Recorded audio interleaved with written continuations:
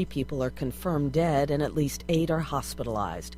Governor Jay Inslee surveyed the square-mile destruction by helicopter and calls it devastating, unrelenting, and says no stick is standing. Everything within that path has been leveled, and that is something I've certainly never seen before. The mud flow is blocking off a river, and crews fear the slide could move further.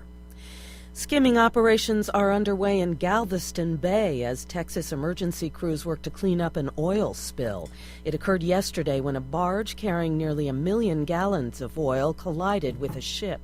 Coast Guard Lieutenant Sam Dana says the oil is especially thick and sticky. This is the type of fuel that's typically used on board large commercial vessels. Shipping traffic in the bay is blocked, cutting it off from the Gulf of Mexico. Protesters turned out in Moscow today, angry about American sanctions imposed on Russia for annexing Crimea. As NPR's Soraya Sarhadi Nelson reports from the Russian capital, U.S. sanctions are affecting more than just the officials and business leaders targeted by the Obama administration. A group of Russian university students and graduates are taking turns holding up a sign in front of the U.S. Embassy in Moscow that reads, "Sanctions against Russia are sanctions against me." That was especially true for protester Vladislav Fedotov. The 20-year-old law student says that he and his friends who have Visa cards from one of the sanctioned banks were shocked when they couldn't access their accounts on Friday. As a U.S. company, Visa must abide by American-imposed sanctions. Despite the inconvenience, Fedotov supports President Vladimir Putin's stance on Crimea. He adds he hopes Putin won't back down. Soraya Sarhadi Nelson, NPR News, Moscow. Turkish fighter jets shot down a Syrian plane today after it allegedly violated Turkey's airspace. The Syrian military says the plane was going after rebels in its own territory. NPR's Peter Kenyon reports from Istanbul. Prime Minister Recep Tayyip Erdogan congratulated the military for defending Turkish airspace by shooting down the Syrian plane near the Kasab crossing at Yayılda, where fierce fighting has been occurring in recent days. Damascus confirmed the downing of its plane, calling it flagrant aggression on the part of Turkey that shows Erdogan's, quote, support for terrorist groups, the Syrian government's term for fighters seeking to oust President Bashar al-Assad. Turkey also downed a Syrian jet last September, having changed its rules of engagement after Syria shot down a Turkish plane that violated Syrian airspace in 2012. Peter Kenyon, NPR News, Istanbul. This is NPR. An Ebola epidemic is reported in the West African country of Guinea. Scores of people have died.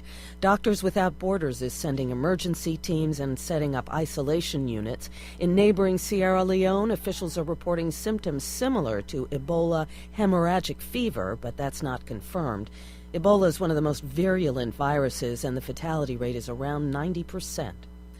The percentage of Scottish residents who want independence from the United Kingdom is rising. From London, Fiona Zublin reports the latest numbers come 6 months before a referendum. On September 18th, Scottish people will vote on whether or not their country should become independent from the United Kingdom. According to a new poll conducted by British firm ICM, the number of people likely to vote for the split rose and now stands at 39%. That's 2 percentage points higher than those recorded in a poll conducted just a month ago. England has been working to convince Scotland to stay in the United Kingdom, hoping to persuade the region that it's safer sticking with England, Wales, and Northern Ireland. Scotland and England have been part of the same nation for 307 years. For NPR News, I'm Fiona Zublin in London. The U.S. Supreme Court hears arguments in 2 high-profile cases this week. One pits the religious rights of employers against the new health care law. Dozens of businesses are suing over the law's requirement that forces employers to offer health plans that include contraceptives.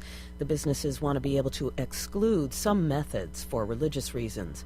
The other case revisits the debate over whether corporations have the same rights as citizens. That's the question raised in the landmark Citizens United case in 2010. I'm Barbara Klein, NPR News in Washington. Support. Ish Vintage Clothing and Costumes in Bremerton is your home for quality vintage clothing and costumes and accessories. At Ish, you can purchase the outfit of your choice, or you can rent it. Every rental comes with free accessories you need to complete the outfit, such as belts, purses, jewelry, scarves, hair accessories, and more. Come visit us at Ish Vintage Clothing and Costumes at 249 4th Street in Bremerton.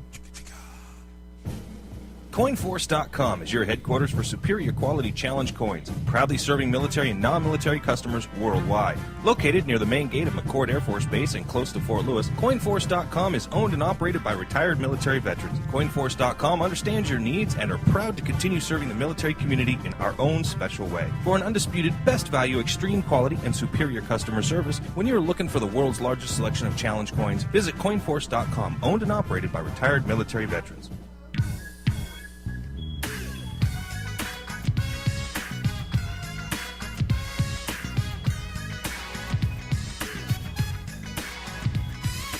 Here we go again with another pre-recorded edition of Field of Steve. We tell stories here. My name is Stephen Gardner, and I am the host. Once again, my thanks to Edge Media Source for allowing me the opportunity to webcast the Field of Steve program weekly. This week, as if being pre-recorded wasn't enough of an insult to you, this episode is largely going to be filled with reruns. Oh, I'll have a couple of lengthy interludes to enlighten and entertain you, but much of the show will be drawing upon work I did 3 years ago when I first launched this effort. One reason to do that is because I want to introduce my new listeners, all three of you, to the original work that started this show.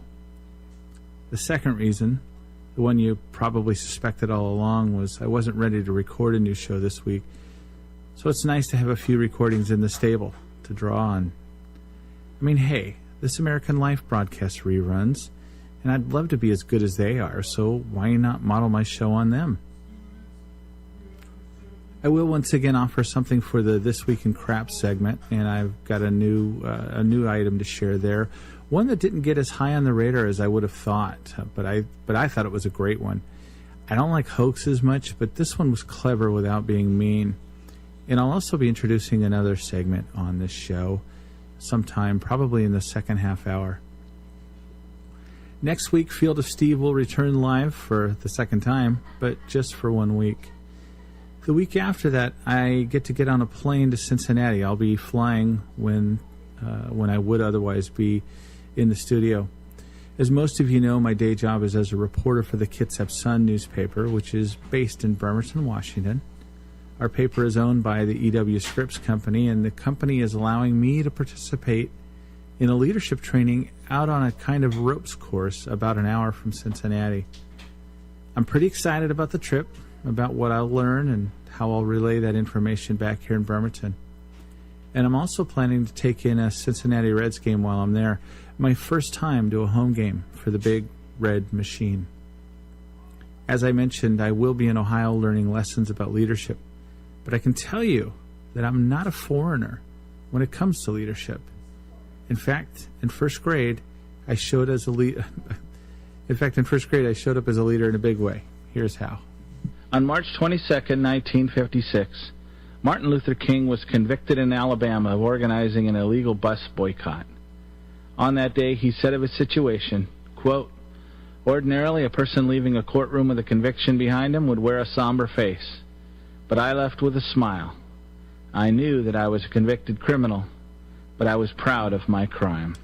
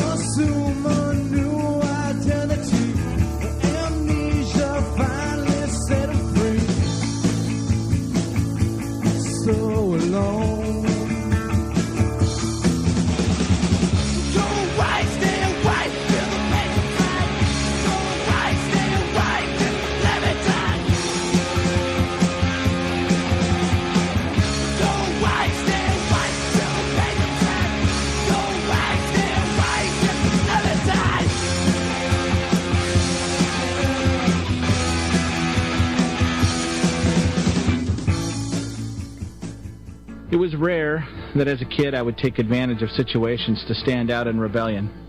I was a good kid who did well in school. I laughed at the kids who made trouble, but seldom made any myself. I was a bit more calculating about where I would ruffle feathers, basically trying to not ruffle any at all, unless it was of those who didn't know me, didn't know who I was, and were unlikely to find out. One afternoon in first grade, I must have felt safe. And if you know anything about that 1968-69 school year, I should have felt safe. Public misbehavior was reaching high standards. In September of that year, Vice Presidential candidate Spiro Agnew said he meant no offense when he referred to a Polish-American resident as a Polak, and then called an American newsman of Japanese descent the fat Jap. In March of 1969, a 33-year-old, Robert Irwin Brown, was exposed for having created fake college degrees to work as an engineer and as a heart specialist. He treated 87 patients. 4 of them died. If we were to go even further, to early 1970, that's when bankers started considering using variable rate mortgages, so you could see the seeds of economic immorality were clearly taking root. And of course, there were the famous incidents in 1969 you know about, Chappaquiddick and the Manson murders. At least we walked on the moon that year, or so we're led to believe. So it's hard for me now to feel too much remorse. In fact, if I'm honest, I probably have to admit a little bit of pride for the singular wrongdoing I remember committing. It was my one act of disobedience in a world that had it coming. I was walking home from Roland Avenue Elementary School, which normally was a pretty uneventful commute. There was the time I almost stepped in front of a station wagon driven by the conscientious and stern mother of another kid. She stopped in time and gave me a warning. There was the other time, and in response to a dog that barked at us as if we were murdering its owner every day we walked by, that Bruce threw a lit pack of firecrackers over the fence. Bruce looked through the fence to see the dog running toward the smoking fuse. We never heard from that dog again. Every once in a while, there was a dead cat in a gutter, something we had to stop and study, learning how a cat's innards could be so disrespectfully misplaced by a car. Those incidents aside, a walk home was as uneventful as a shower, even if it was far more common. One afternoon, I had managed to leave later than everyone else in my class and the school, except for Mike Romine, a red-headed kid in the same first-grade class. Red-headed Mike and I were occasional friends. I went to his house at least once. More often than not, though, he and I were friends because he was in the same place I was. It was never something that was on purpose. I don't know what kind of chemistry there was between the two of us that day, but it was something that inspired both of us. That the walk home did not have to be just the regular daily interval between school and home. The walk itself could be an event.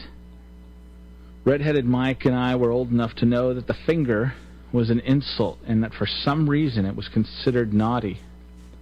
I yet had no clue about sex. I knew that being naked was not for public events, but I don't even think I knew that the finger represented something people did most often when they were shy of their clothes. The boldness of the gesture and to be playing a massive trick on an unsuspecting audience of passers-by appealed to red-headed Mike and me, and so we decided that we would wave it at each car that managed to get within eyesight of our path. I'd estimate that we'd see a car every 10 seconds or more on that road, and we were happy to share our greeting with everyone. While for some of those people our message might have been deserved, I'm assuming most of those people didn't merit a symbol so profane. It wasn't their fault the vice presidential candidate was insensitive or that some hippies didn't smell or act nice. Given the looks on most of the faces we saw that day, I don't think most of them took it personally, though. They took as much delight in it as we were.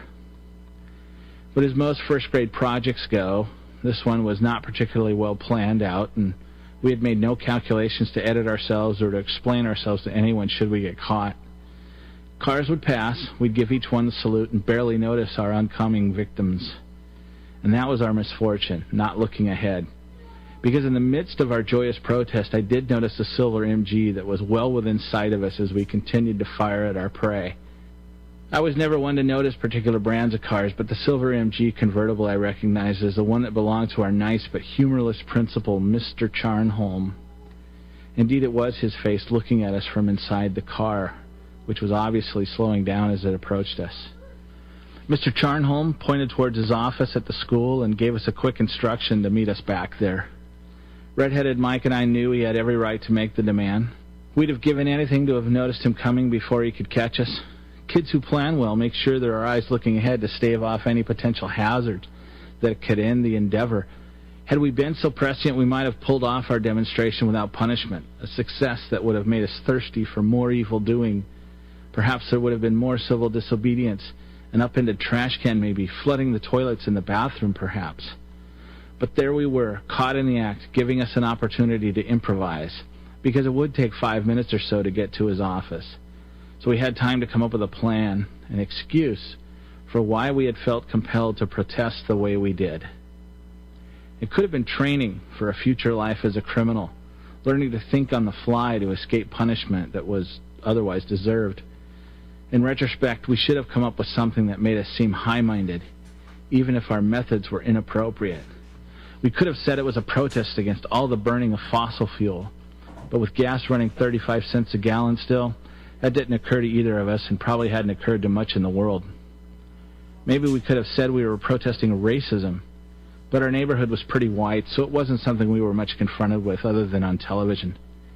What we did come up with, though, painted us as the victims, and to us it seemed genius, certain to capture the reasonable heart of a man in charge. Let's tell him Eddie told us to do it, I suggested, with no small degree of enthusiasm. To protect Eddie's self-esteem now, I've left his name out of it, though for the record every mention of Eddie back then included his last name, because the name itself was probably a factor in why we would ultimately target him. Red-headed Mike agreed instantly. We made our way back to the office, assured that we had come up with an airtight defense that would exonerate us and tarnish a kid who had it coming. Eddie was a year or two older than red-headed Mike and myself, but he lacked the wit and charm Mike and I both possessed. He wore thick glasses, a curse for any kid, and seemed athletically and otherwise socially inept. A well-orchestrated scheme against him really couldn't drop him any stations lower. More importantly, though, it would get us out of a mess. For kids like Mike and me, kids who hadn't yet committed to ethical behavior, Eddie was the perfect scapegoat.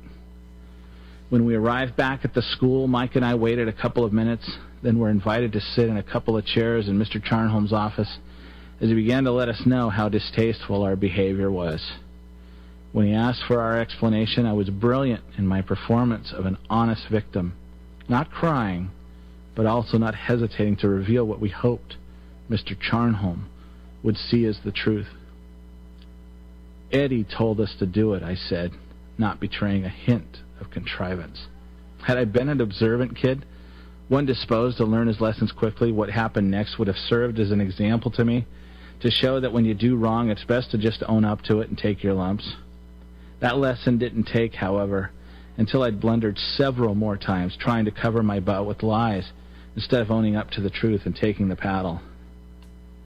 Mr. Charnholm heard us make our defense and responded. Those weren't Eddie's fingers.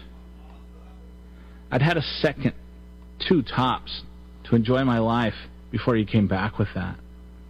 We had no plan C. I couldn't dispute what he had said. We were busted and we knew it. We offered up no more defense, silently nodding our heads at all the right moments. Mr. Charnholm sent us home with a lecture and a promise to call our parents. We were remorseful, red-headed Mike and I, for having been caught. Our pace on our walk home was a bit slower this time. When I arrived home, my dad was standing at the phone that was attached to the wall in our kitchen. My dad was a cop. He was given to some moments of verbal anger. He could be scary. And he'd been working the graveyard shift, so the phone had awoken him. And he was standing at the phone in his bedroom uniform, which is nothing but a pair of white briefs. I looked for signs that my life would soon be over, but instead I saw that he was laughing. My dad says now that Mr. Charnholm was laughing about it too. And frankly, why wouldn't he? The sight of 2 tiny boys in a time of Vietnam, the year after Martin Luther King and Bobby Kennedy had been assassinated, and rioters had disrupted the Democratic Convention in Chicago, had to lighten up at least an afternoon if not a week and a year that could use a little impudence. The world probably deserved the finger that day, though I'm pretty sure we had no idea how much. Over the years, I had other opportunities to use the finger and have it used against me. In high school, in an early morning class at church, Becky waved it at me because I had said something unkind about her behind her back. She was serious, and the argument in the hallway afterward proved it. When I was a senior and our bus broke down on the way to the senior all-night party, I flashed a finger at the other buses that passed. A guy named Lee said he took a picture. In college, I did an internship in Washington, D.C., and every day we'd ride in a carpool into work. One day on our way in, I was in kind of a surly mood. I was sitting in the back seat when a car of teenagers passed. They seemed to be having an okay time, and for whatever reason, they noticed us. I held up my notebook so no one else in our car could see what I was doing. And then I smiled and gave the other car the finger. People in that car, they all responded in kind with fingers of their own, and also with smiles, causing some in our car to wonder what had made that happen. The most recent incident happened last summer. I was traveling with my family on Interstate 15 in Utah, north of Ogden. I moved the van into the left lane and suddenly noticed someone was right on my tail. And I knew I'd cut him off. The first chance I had, I pulled back into the lane to the right as a way of making an apology. And as that car passed, the driver had a gloriously extended finger aimed at me. And I knew I deserved it. So if the man out there with the personalized Idaho plates that spell out Stella is listening, please accept my apologies. There is one other moment, though, that sticks out above all the others. One day, I was walking on a sidewalk alongside a well-traveled road frequented by school buses. One passed by, and as it did, I was hit in the shoulder by a rock. With no forethought, seemingly on instinct, I turned toward the bus as it passed, raised my hand and my middle finger, and yelled the phrase that's associated with it. The rock didn't hurt as badly as it could have, and I turned around again and saw my friend smiling as he continued walking. I started laughing myself and continued walking, amazed that I had just done what I did. Because it was an odd time for me to be doing something like that. Because it happened when I was serving as a Mormon missionary in Chile. And I was nearing the end of my mission, too, and I was in a leadership position. So you'd think the instinct to respond in such a profane way would have left me by then. But even after 16 months of calling people to their higher selves, my own natural man exhibited itself for all to see and hear. Fortunately for me, they use a different gesture down there to signify the same thing, and obviously they use different language. My friend, my missionary companion, he was Chilean, so he didn't know what I had said. I was the only one who knew. And it took me back to that time when I was in first grade, on another sidewalk, along another well-traveled road, raising my finger, exhibiting one of my first experiences in leadership. As I may have mentioned before, when I first started doing these podcasts, I was going back, in 2011, I was going back and forth between calling this show Field of Steve or The Narrative Arts. In fact, the first name was The Narrative Arts. I switched it to Field of Steve podcast, and then I went back to The Narrative Arts podcast. And in the year that I took off, I hemmed and hawed about what I wanted to name the program For Real, For Good. And once I put it in the book as Field of Steve, I decided, well, I better stick with that.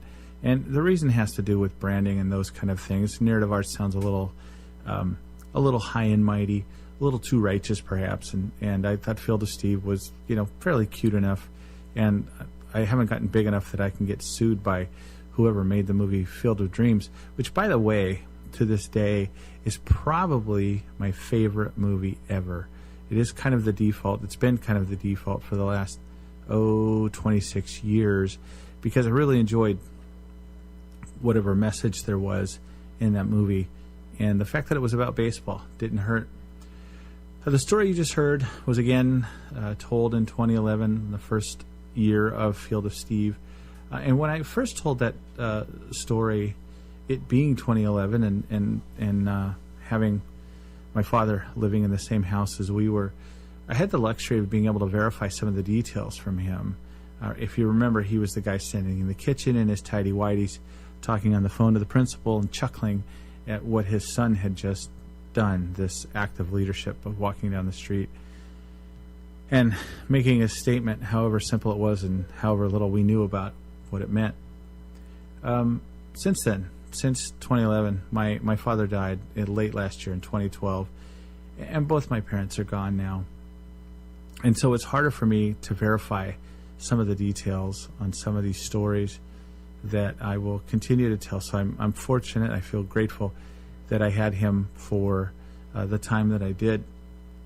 Excuse me, while I was doing this. But I do feel some responsibility to keep the stories going, and it is part of the purpose of doing a podcast like this or a webcast. One of the main beauties, by the way, of doing the webcast is that it allows me, or it basically compels me to come up with stuff every week. And so you'll be the beneficiary of that, or the victim. But I don't see how you can be a victim, because nobody's putting a gun to your head to watch the show. And if somebody is putting a gun to your head to watch the show, I'm sure they'll get caught. So you can at least take comfort in knowing that crime can't go on unpunished. When we come back, I'm going to introduce a new segment to the show. As you recall, last week I introduced a segment called This Week in Crap. This next half hour, I'm going to talk about a segment that I'm introducing called Fill in the Blank. And I probably don't need to go into a whole lot of detail now, but I did a little bit of training on how to best to be effective on Facebook. And by the way, come do a friend request or follow me on Facebook. My name is Stephen Gardner. Probably the best way to find me is to go to the Field of Steve page. Look for the page Field of Steve. Go click like on there, and then find me on there. And you can either send a friend request or you can just follow me. Again, we'll be back in just a few minutes, and I will go into the news segment.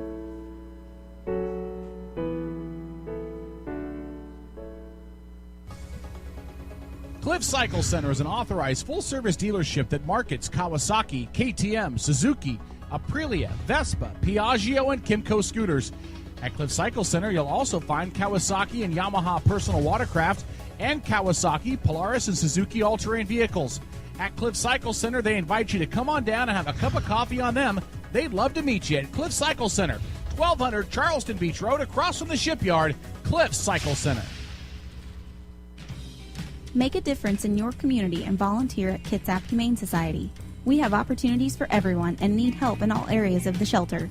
You can clean, feed, and help socialize animals, or answer phones, greet customers, and help run special events and fundraisers. KHS volunteers also lead programs including our foster program, canine training, and animal-assisted therapy. If you are interested in volunteering at Kitsap Humane Society, visit our website at kitsap-humane.org. Markets is a new company based right here in Kitsap County, committed to providing your business with the total marketing and printing solutions. From awards and plaques to calendars and planners and everything in between, Markets can handle your promotional needs. Plus, since Markets is a small company, they can offer lower prices and quality customer service. If you need to get your business name out there, you need to call Markets, 360-633-7931, or visit them online at mark-itz.com. Did you know volunteering with the Bremerton Central Lions Club can be fun? Community services for everyone. Young people, families, men, women. As a volunteer, you'll help your community and gain valuable skills, network with others, energize your life, make an impact, and have fun. Get in step with your community and volunteer. Visit us at bremertoncentralwa.lionwap.org.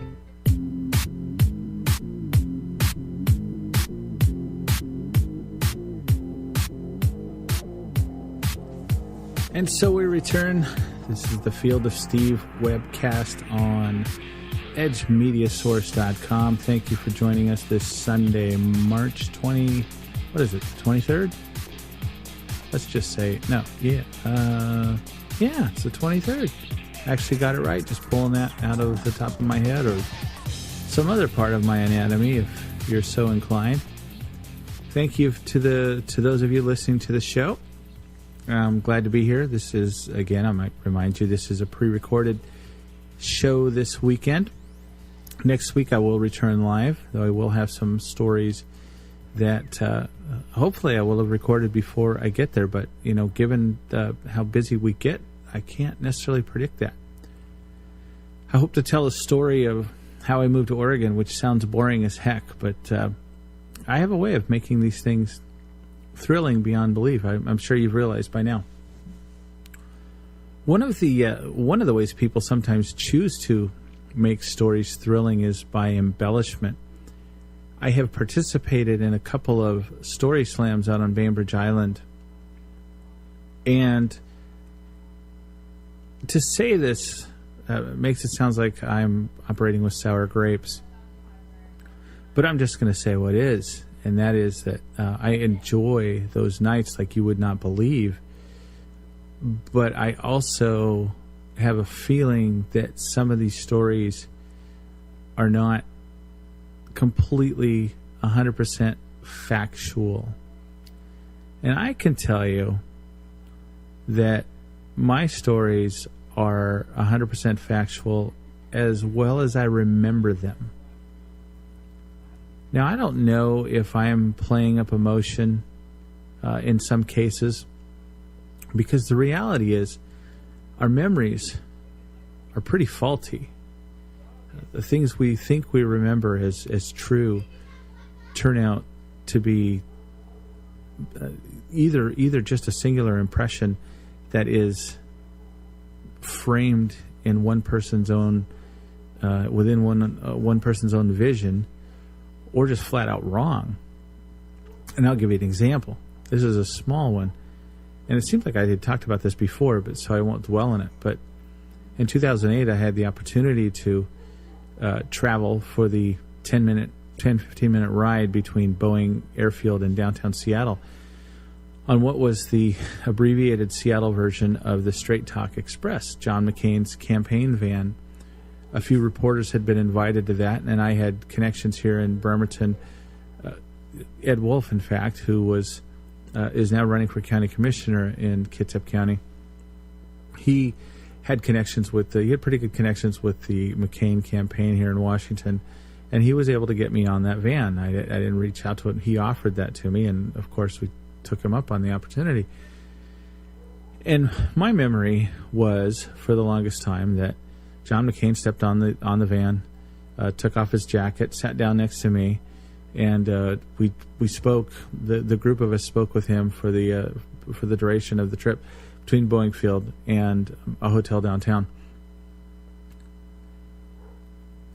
Months later, I asked a photographer who was also on board that bus that day if she could forward pictures to me if she still had those, and as it turned out, she did. She had just been going through them, and so she sent me 4 pictures, and clear as day, John McCain is sitting next to me, but he's got his jacket on, and I don't know what made me think that he had taken that jacket off, but I tell this story to illustrate that sometimes our memories are not clear about stories we think are just downright clear. So in the last story that you heard just the last half hour, if any of those details are wrong, it's not because I purposely tried to embellish things. It's that I'm just remembering them wrong.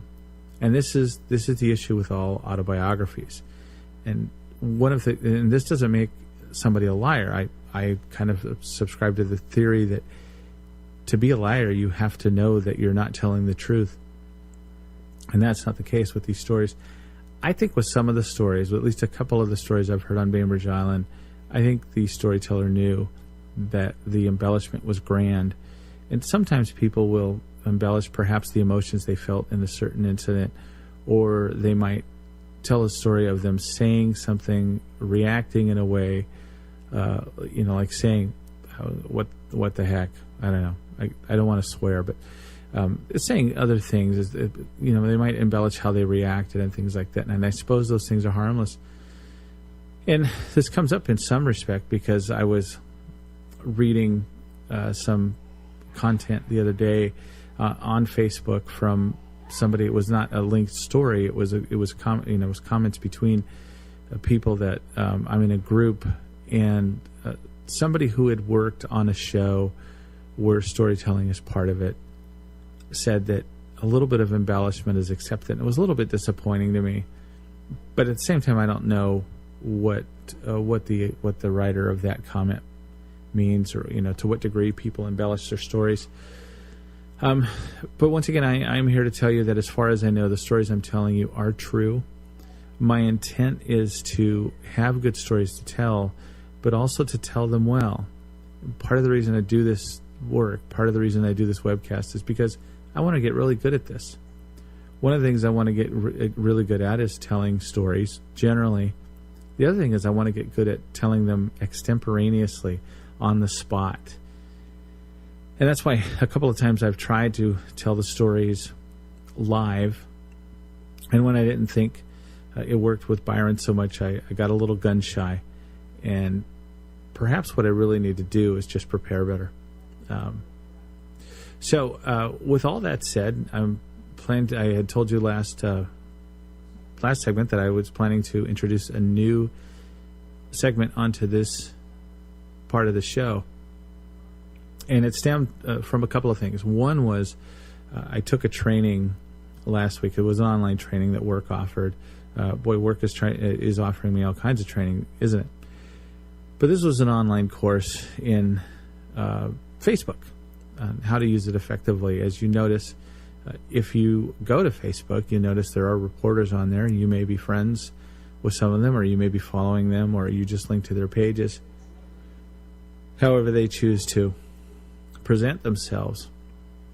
And this was a training on Facebook, and one of the things that's effective to do to generate comment is to do a fill-in-the-blank thing.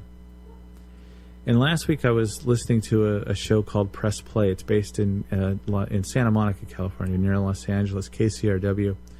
And it's hosted by Madeline Brand. The show is Press Play, and Madeline interviews people dealing with national and international issues, but also issues specific to Los Angeles. And as you're aware, I grew up down in Los Angeles. This was the first time I had listened to this show. I'd heard about it on TBTL because the producer of the show is also the most frequent co-host on Too Beautiful to Live. So I thought I'd give it a shot, and I listened to it. And it really was, I really did like the show. I enjoyed the comment, and I look forward to listening to more episodes. They've got something there about the Dodgers on television, and I would like to know what's going on there, because that's become kind of a kerfuffle down in Los Angeles. They have a new network, and apparently they might not get started right on time broadcasting Dodger games. But there was somebody being interviewed, as New York Times columnist, who deals with hypocrisy, and I don't want to go into too much detail. I don't want to shame this person, because the point that she was making was that the Obama administration's I guess the Attorney General's office had kept talking about how they were going to make prosecuting the wrongdoers for the latest financial crisis, they were going to prosecute them to the full extent of the law, that this was a big priority. And she was pointing out that, over time it has proven that it hasn't been a priority at all for them.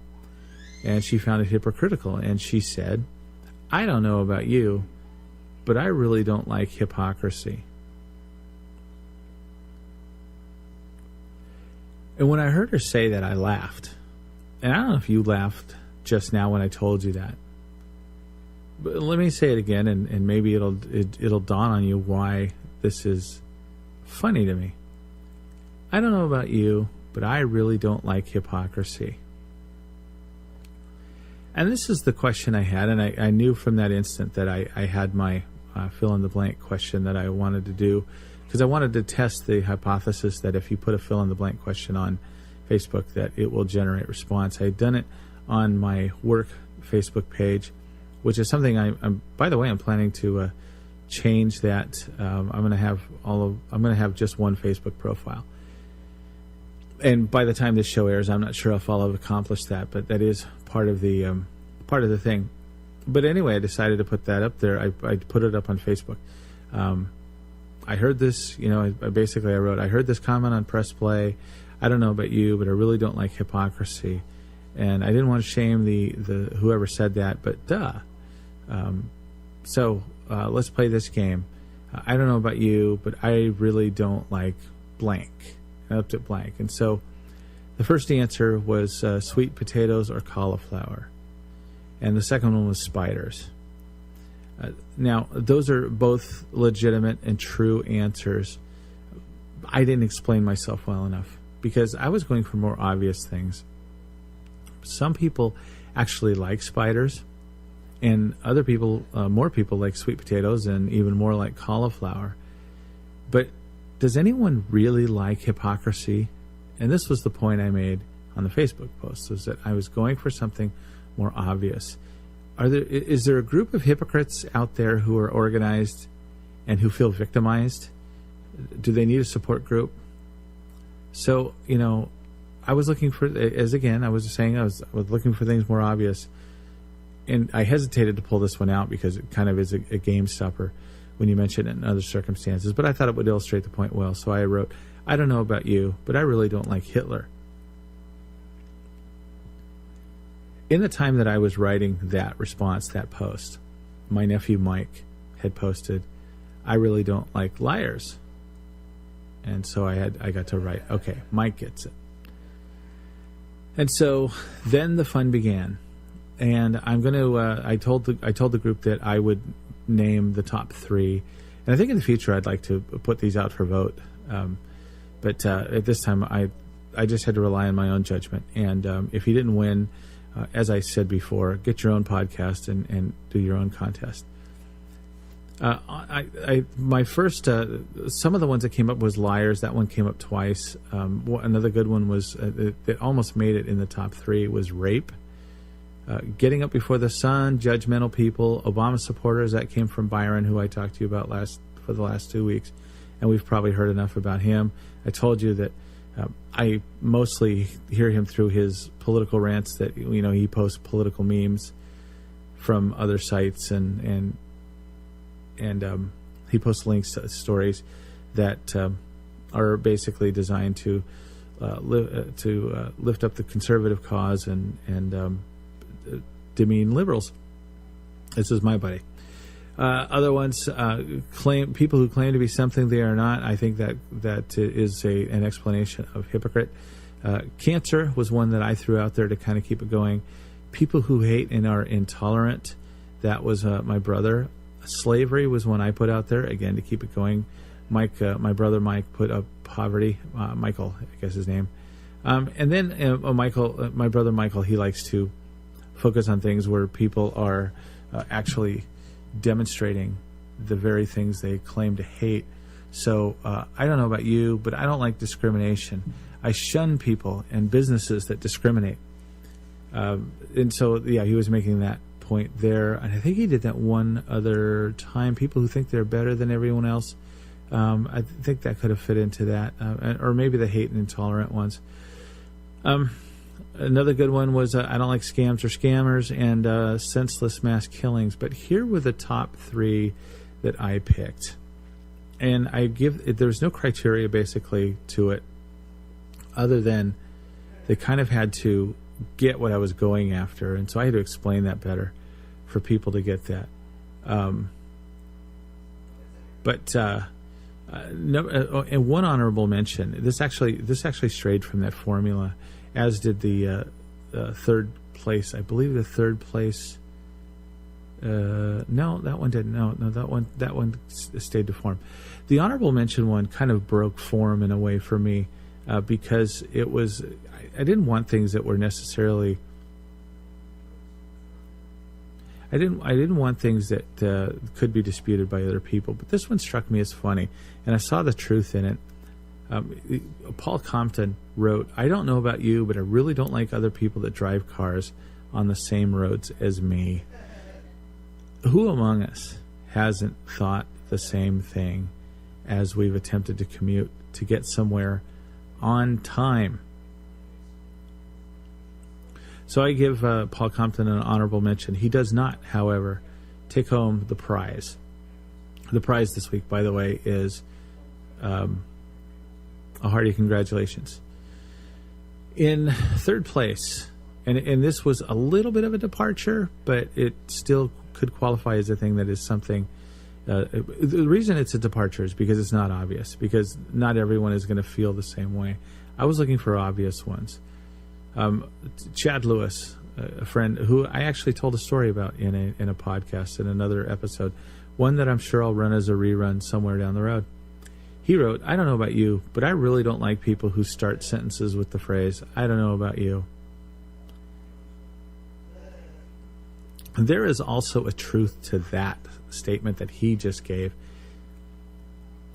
Because when somebody says, "I don't know about you," they are kind of pigeonholing somebody into a position. In other words, "I don't know about you, but you have to agree with me on this." That's what that means. I don't know about you. And because when in reality what somebody's saying is, "I do know about you, and if you think differently, well, then I have misjudged you." In other words, if you like hypocrites, if you're one of those lobbyists for hypocrites, if you're one who, roots for the hypocrite basketball team, you've got hypocrites to advance to the Final Four in the NCAA tournament.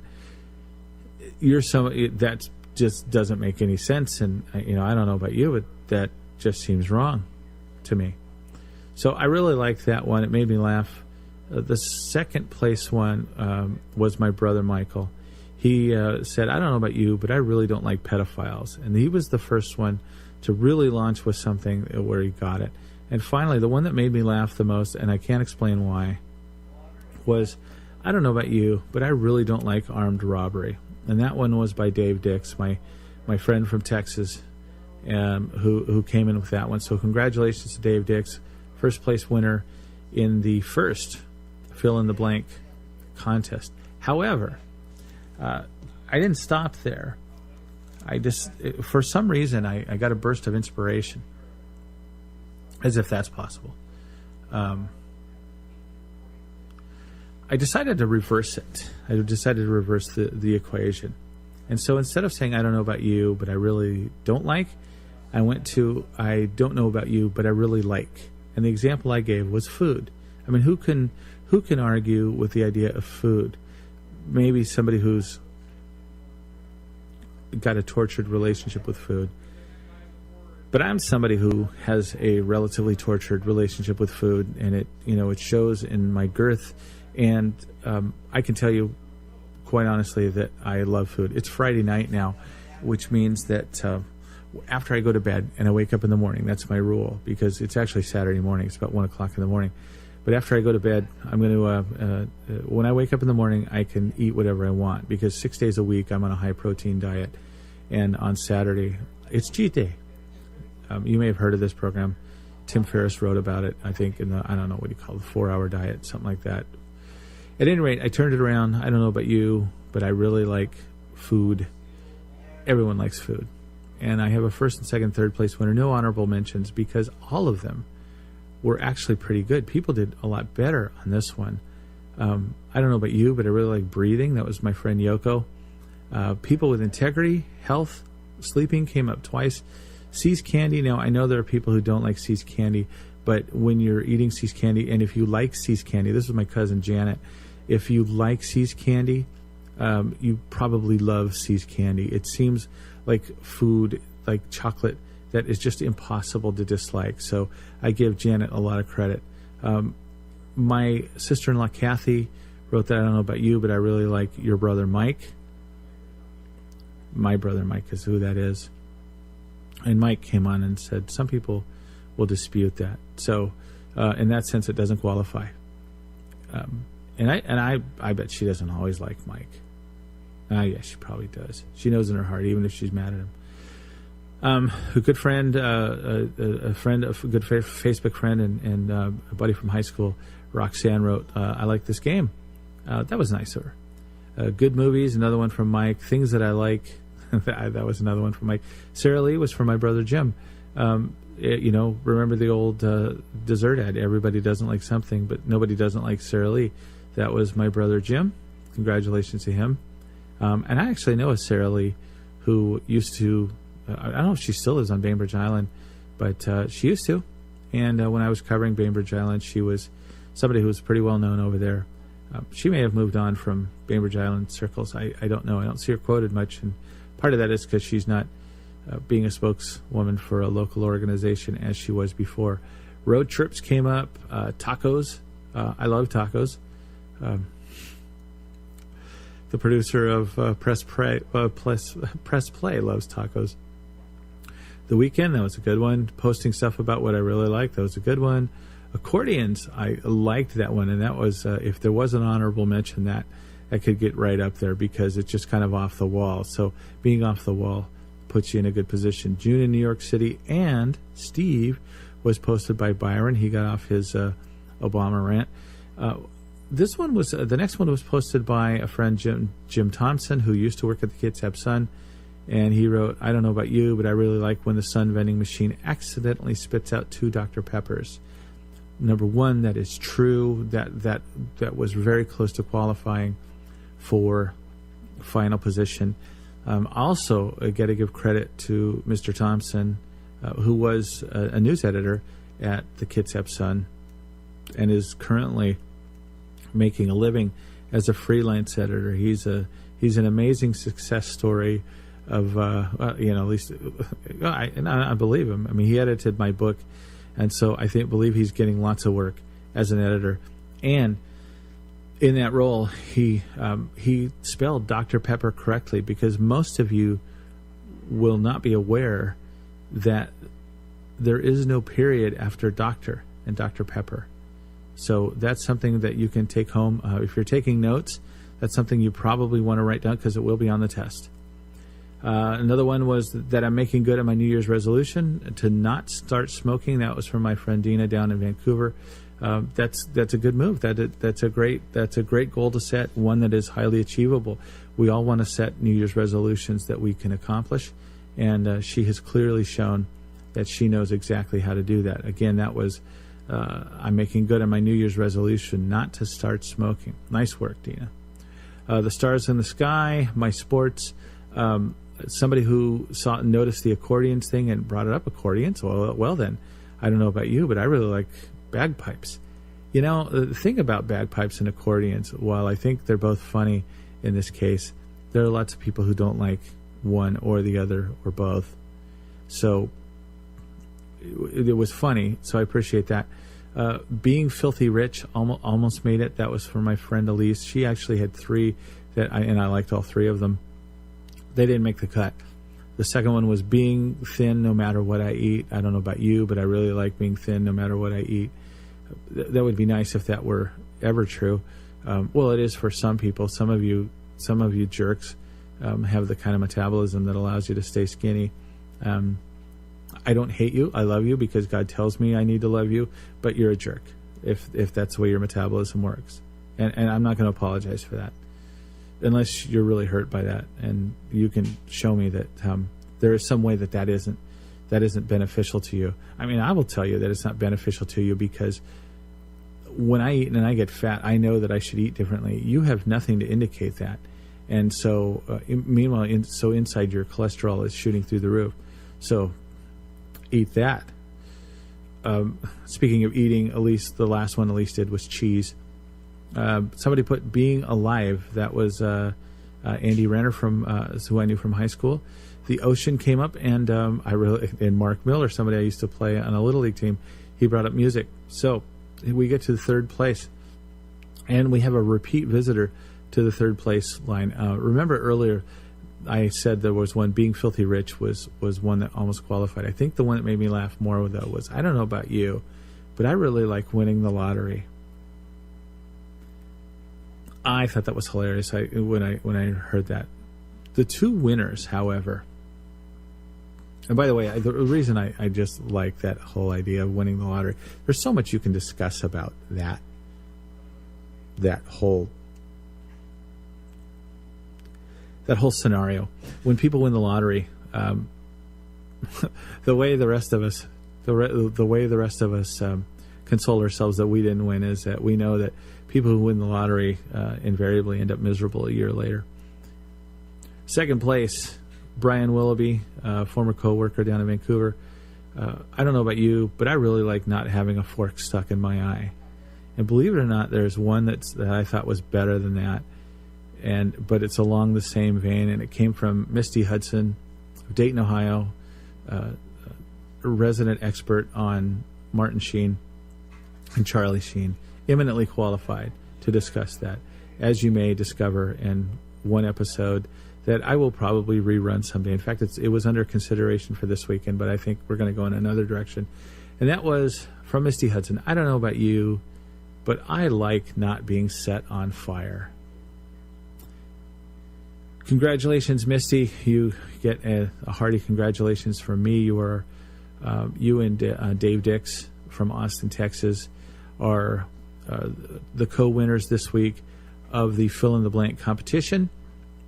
Again, I will plan to do this again, and hopefully, if you come friend me on Facebook, look for me on fieldofsteve.com, and you'll be able to find me at the top of that. Like the page, and then come either friend me or become a follower and participate in next week's Fill in the Blank competition. Now, remember, as David Letterman said, this is an exhibition, not a competition, so please, no wagering. And actually, I'm not going to stop you. If you want to set up a Facebook group on the Fill in the Blank challenge and bet amongst yourselves on which challenger will end up being the winner, you go ahead. I just want nothing to do with it, and I hope you would put a disclaimer out there. The operators of this competition are in no way aligned with Stephen Gardner or Field of Steve. Unless there's money in it for me, then I'll be aligned with you. If you can show me. In fact, maybe I should charge you for doing that. Maybe I should license anything that you guys do. Okay, so in the next hour, I'm going to rerun another show, but we're also going to do This Week in Crap. It may not take as long as it did last week. That last week was a pretty lengthy expose of a diet product that melt like it butter. This week, there was just a news story, a fake news story that was out there that I thought was pretty incredible. And when I saw it, I thought, I bet this is a hoax. But that's because I look at everything now like that, and I think it's a hoax. So when we return, we'll get into the crap.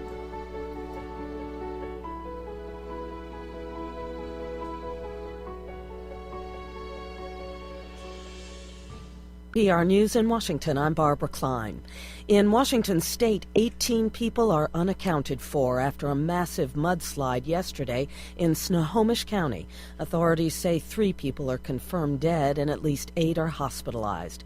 Governor Jay Inslee surveyed the square-mile destruction by helicopter and calls it devastating, unrelenting, and says no stick is standing. Everything within that path has been leveled, and that is something I've certainly never seen before. The mud flow is blocking off a river, and crews fear the slide could move further. Skimming operations are underway in Galveston Bay as Texas emergency crews work to clean up an oil spill. It occurred yesterday when a barge carrying nearly 1 million gallons of oil collided with a ship. Coast Guard Lieutenant Sam Danis says the oil is especially thick and sticky. This is the type of fuel that's typically used on board large commercial vessels. Shipping traffic in the bay is blocked, cutting it off from the Gulf of Mexico. Protesters turned out in Moscow today, angry about American sanctions imposed on Russia for annexing Crimea. As NPR's Soraya Sarhadi-Nelson reports from the Russian capital, U.S. sanctions are affecting more than just the officials and business leaders targeted by the Obama administration. A group of Russian university students and graduates are taking turns holding up a sign in front of the U.S. Embassy in Moscow that reads, "Sanctions against Russia are sanctions against me." That was especially true for protester Vladislav Fedotov. The 20-year-old law student says that he and his friends who have Visa cards from one of the sanctioned banks were shocked when they couldn't access their accounts on Friday. As a U.S. company, Visa must abide by American-imposed sanctions. Despite the inconvenience, Fedotov supports President Vladimir Putin's stance on Crimea. He adds he hopes Putin won't back down. Soraya Sarhadi-Nelson, NPR News, Moscow. Turkish fighter jets shot down a Syrian plane today after it allegedly violated Turkey's airspace. The Syrian military says the plane was going after rebels in its own territory. NPR's Peter Kenyon reports from Istanbul. Prime Minister Recep Tayyip Erdogan congratulated the military for defending Turkish airspace by shooting down the Syrian plane near the Kasab crossing at Yayilda, where fierce fighting has been occurring in recent days. Damascus confirmed the downing of its plane, calling it flagrant aggression on the part of Turkey that shows Erdogan's, quote, support for terrorist groups, the Syrian government's term for fighters seeking to oust President Bashar al-Assad. Turkey also downed a Syrian jet last September, having changed its rules of engagement after Syria shot down a Turkish plane that violated Syrian airspace in 2012. Peter Kenyon, NPR News, Istanbul. This is NPR. An Ebola epidemic is reported in the West African country of Guinea. Scores of people have died. Doctors Without Borders is sending emergency teams and setting up isolation units. In neighboring Sierra Leone, officials are reporting symptoms similar to Ebola hemorrhagic fever, but that's not confirmed. Ebola is one of the most virulent viruses, and the fatality rate is around 90%. The percentage of Scottish residents who want independence from the United Kingdom is rising. From London, Fiona Zublin reports the latest numbers come 6 months before a referendum. On September 18th, Scottish people will vote on whether or not their country should become independent from the United Kingdom. According to a new poll conducted by British firm ICM, the number of people likely to vote for the split rose and now stands at 39%. That's 2 percentage points higher than those recorded in a poll conducted just a month ago. England has been working to convince Scotland to stay in the United Kingdom, hoping to persuade the region that it's safer sticking with England, Wales, and Northern Ireland. Scotland and England have been part of the same nation for 307 years. For NPR News, I'm Fiona Zublin in London. The U.S. Supreme Court hears arguments in 2 high-profile cases this week. One pits the religious rights of employers against the new health care law. Dozens of businesses are suing over the law's requirement that forces employers to offer health plans that include contraceptives. The businesses want to be able to exclude some methods for religious reasons.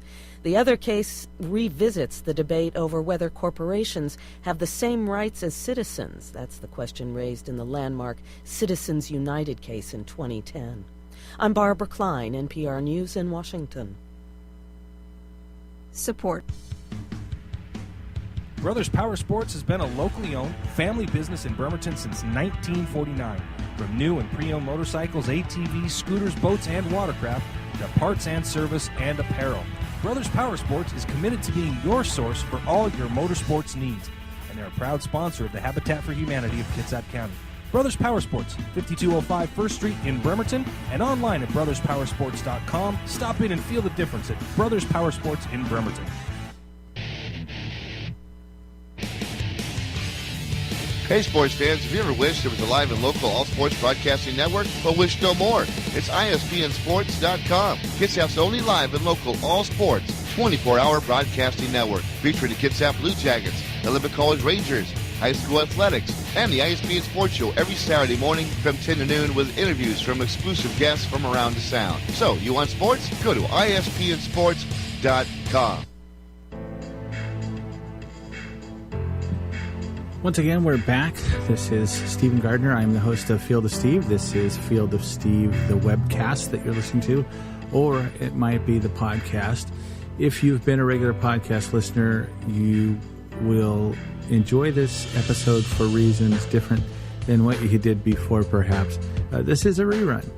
I'm going to play a couple of shows that I broadcast in 2011, and this one is perfect for the segment that will come up afterwards. As I mentioned before, we're going to do another episode or another segment called This Week in Crap.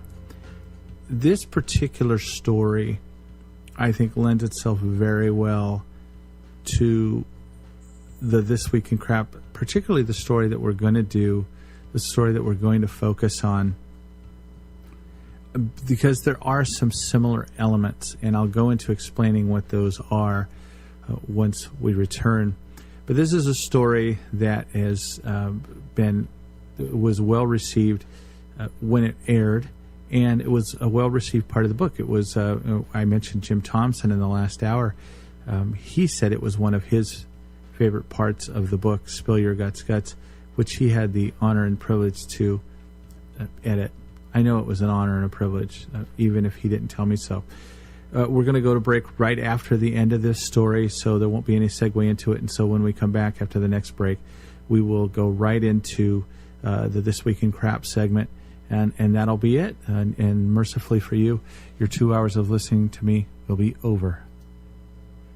Before I begin telling this week's story, I want to warn that despite the flashy and salacious value of the first story, it is very important to listen to the second one as well. In fact, that story is probably more important than the first one, even though I'm quite proud of the story of my date with Jodie Foster. The second story, which is about Stan, provides context for the first one. Some of you will be listening to the first story and you will argue that it is a complete lie.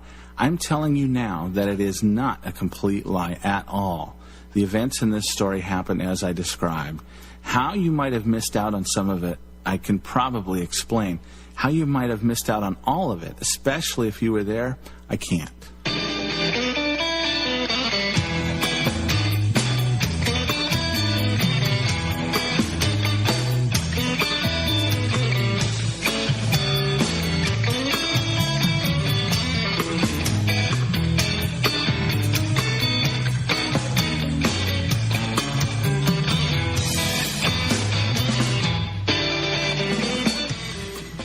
In 1980, I was sitting in my office at school chatting with my best friend Kevin when Mr. Arredondo came in with some startling news.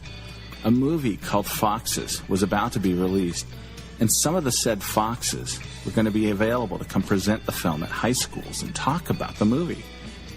Kevin and I immediately stated our intent to not only welcome such an event, but that we would escort said Foxes out to lunch at a nearby fine dining establishment, the Pizza Chalet. Mr. Arredondo said he thought that would be a grand idea. The reason I had an office and the temerity to suggest that Kevin and I could date visiting movie stars was because the year before I had been elected student body president, and Kevin had been elected as a legislator. It was occasions like this where being student body president or the student body president's best friend paid off the most. You got to be the natural first pick to be the face of the school. And if the assignment were too distasteful, you had the power to delegate it to someone else.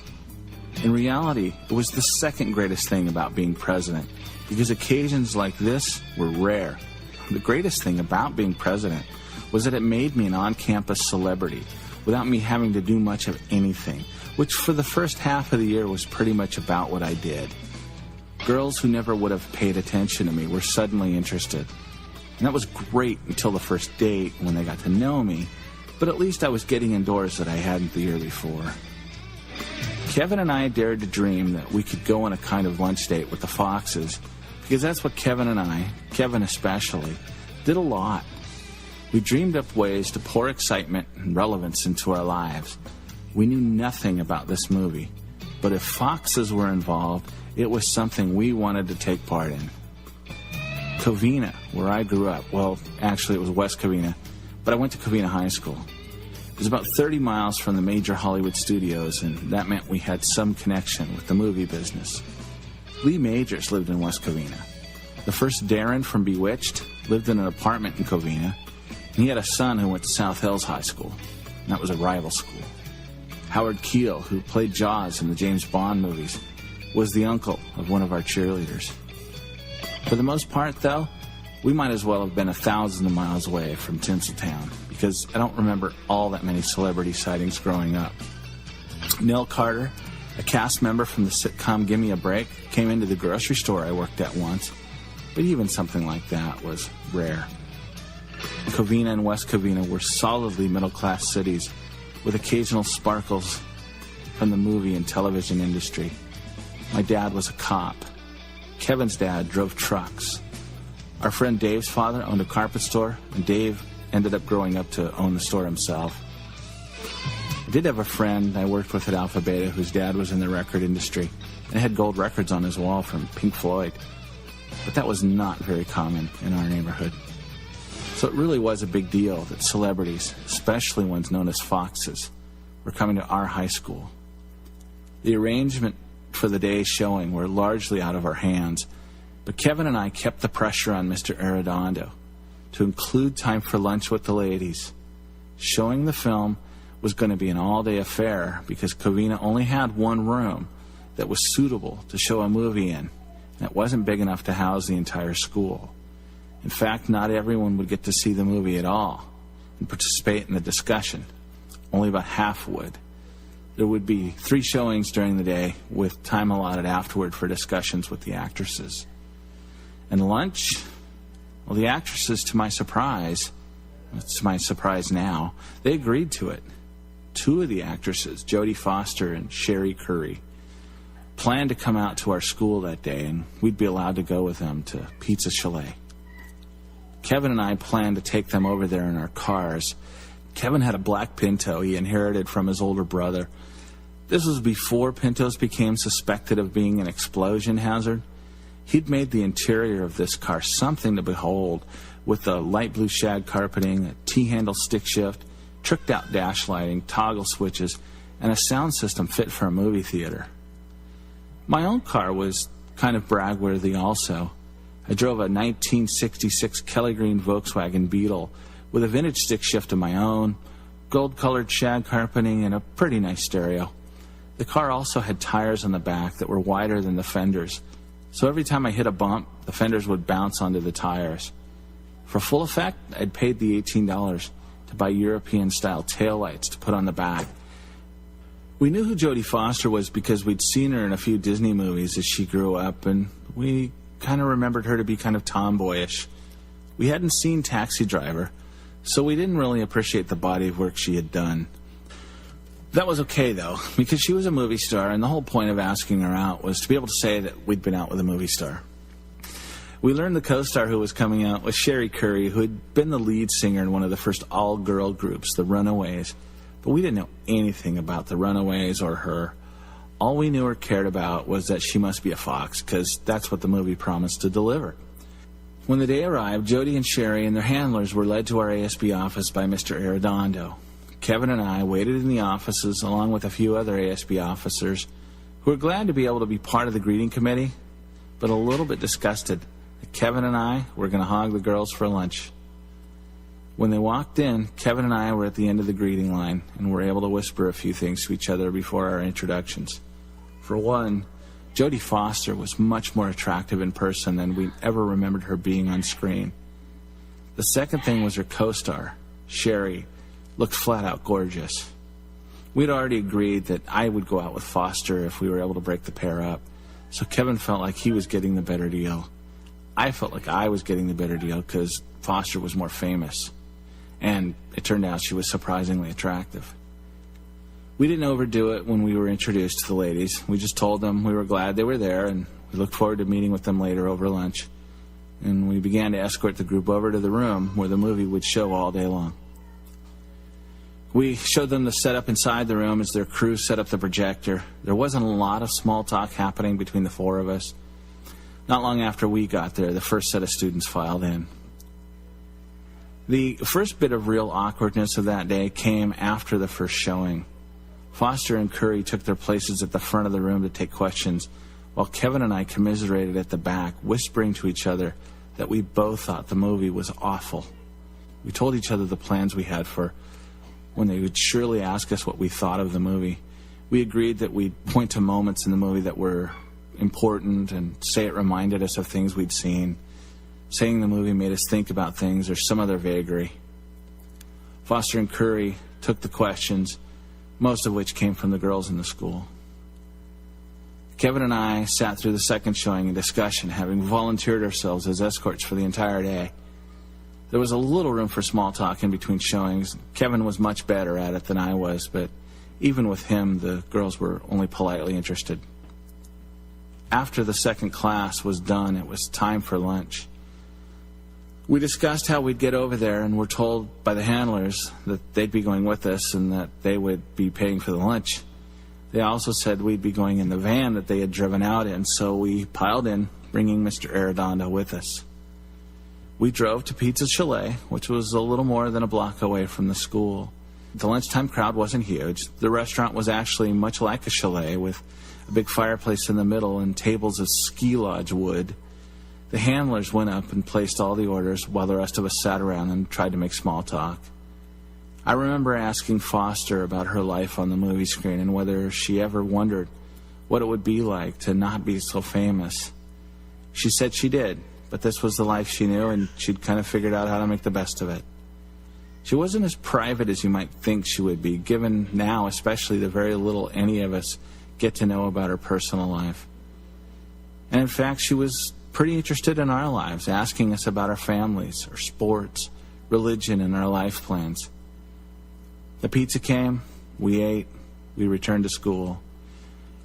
Curry, who was a few years older than us, seemed mostly uninterested throughout the lunch, but she did ask us what we thought of the movie. Kevin and I responded like we agreed we would, and that was the end of that discussion. We sat with them through the third showing, only this time the experience was different. This time I didn't feel like I was sitting with a movie star. Jodie Foster was a person for one day, even kind of a friend. When the day was over, the goodbyes were quick. We shook hands. We thanked them for coming. They thanked us for letting them. Then they piled into the van, and it left us behind forever. Of course, I wanted to remain in touch with Foster. I talked to Mr. Arredondo. He helped me find her address and also helped craft a thank you note for her visit, suggesting I put in some reminder of our conversation from lunch so she'd be sure to remember who I was. I sent off the note, and after several weeks, I hadn't heard anything back and more or less forgot about the whole thing, except for those occasional moments when I could brag about it.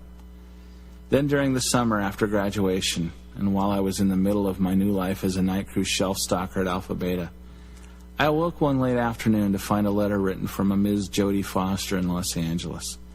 It was short, but I could tell she remembered me.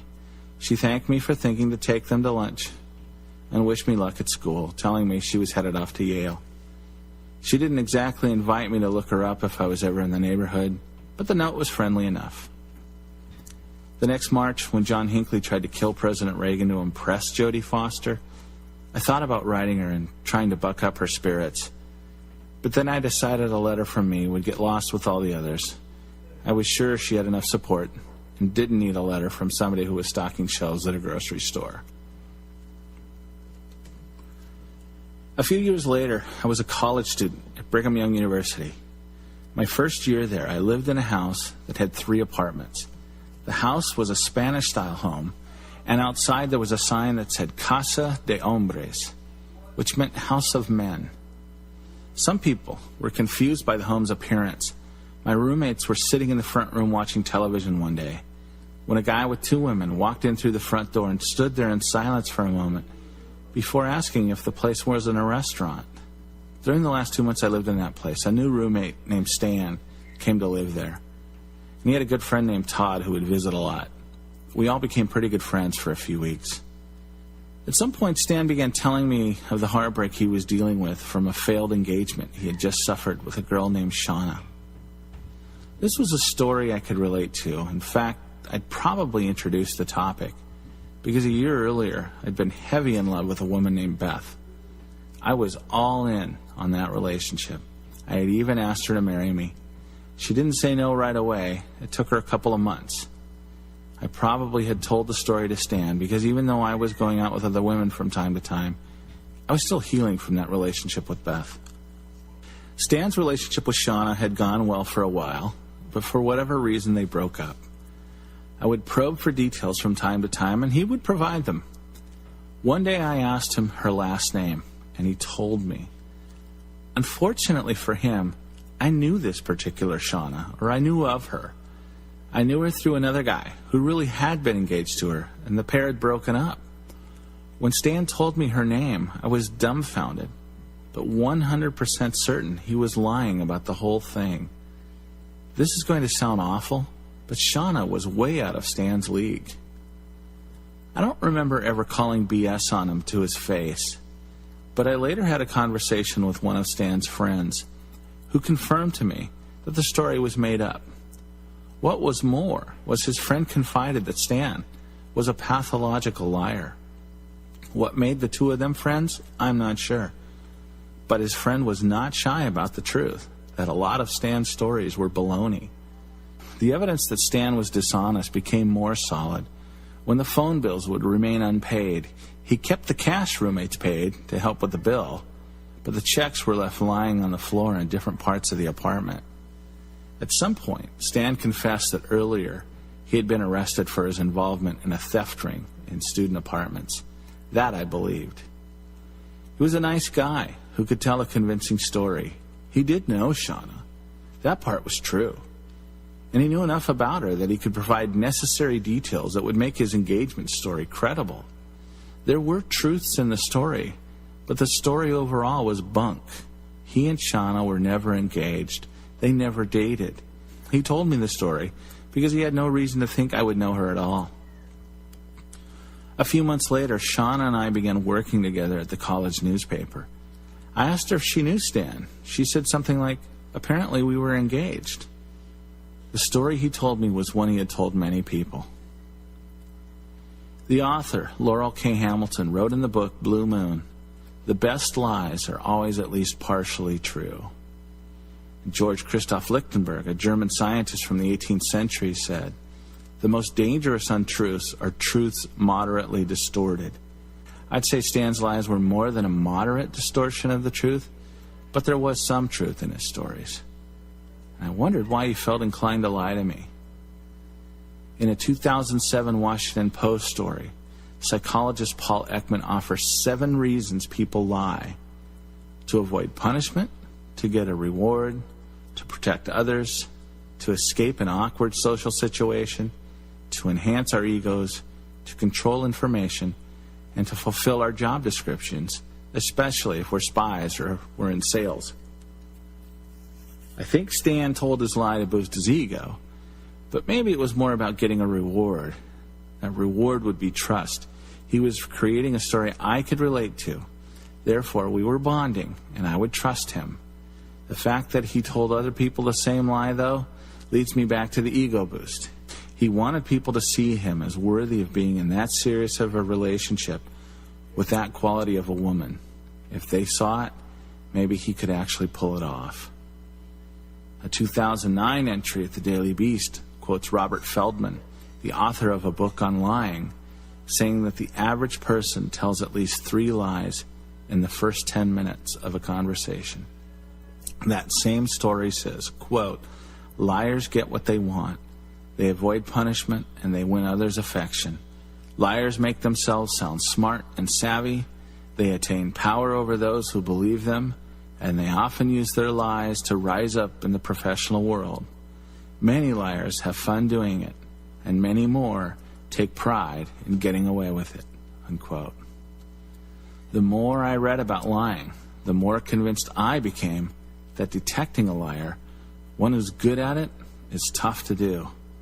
I had no reason to doubt Stan. I believed him. The only reason I stopped was the odd fact that I knew the girl he was talking about, and I knew his story was impossible. If I hadn't happened to know her, I might never have caught on to the deception.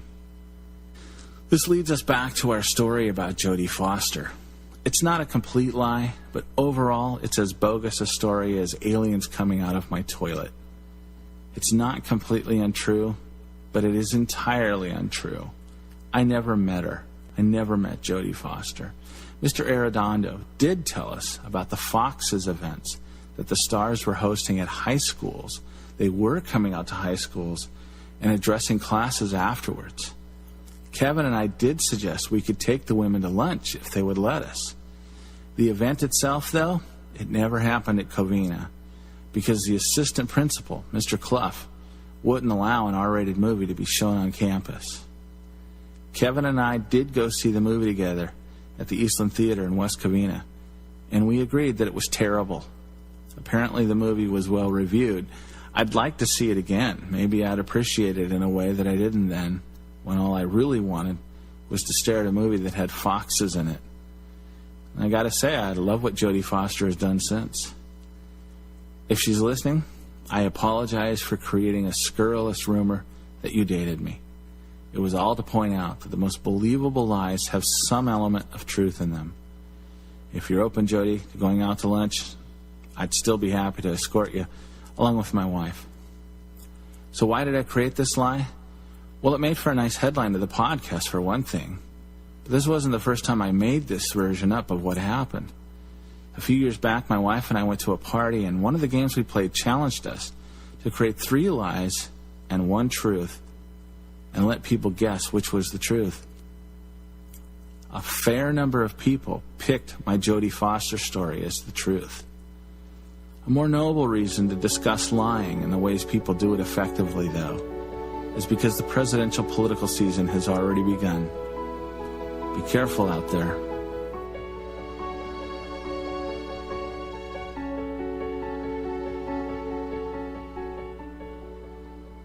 As Kitsap County's largest maintenance provider, Team Innovative in Paulsbo provides commercial and residential maintenance to hundreds of millions of dollars of local real estate. With services including parking lot maintenance and street cleaning to landscape and design, Team Innovative is committed to using a green approach and following a strong environmental conscience. Team Innovative Services, 697-6858, or visit them online at getinnovative.net.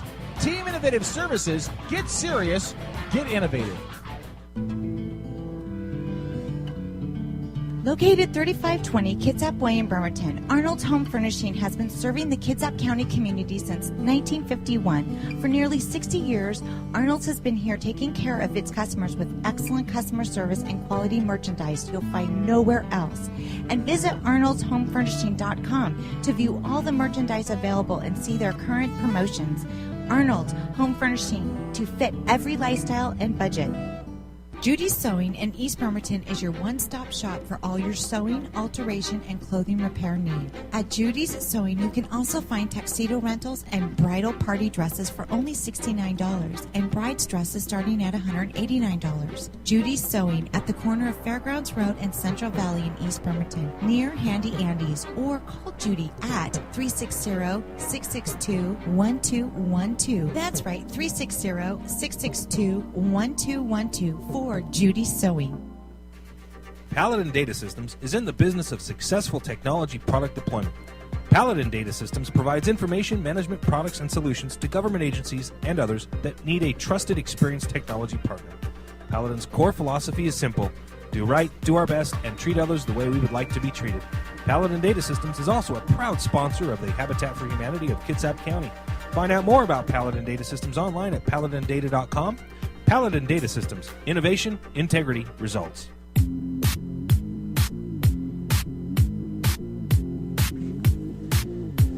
Thank you once again for joining us on Field of Steve. This is the Field of Steve webcast on Edge Media Source. Pardon me if there's a little bit of ambient microphone noise there. I had to move it. I have to get this thing right in front of my mouth. As I said before, this is Field of Steve, and we are in the final half hour of the program. As I've said to you time and time again, that is merciful for someone like you. So I want to get to a story that I read this week that, because it didn't get a lot of attention on Facebook, there weren't a lot of people saying, "Wow," it's surprising to me. I wanted to go to this. I wanted to go to this story because I thought this was hilarious. I mean, I thought it was great. And it was something I saw, and I thought, and I'm telling you up front that it's just not true. It's a lie.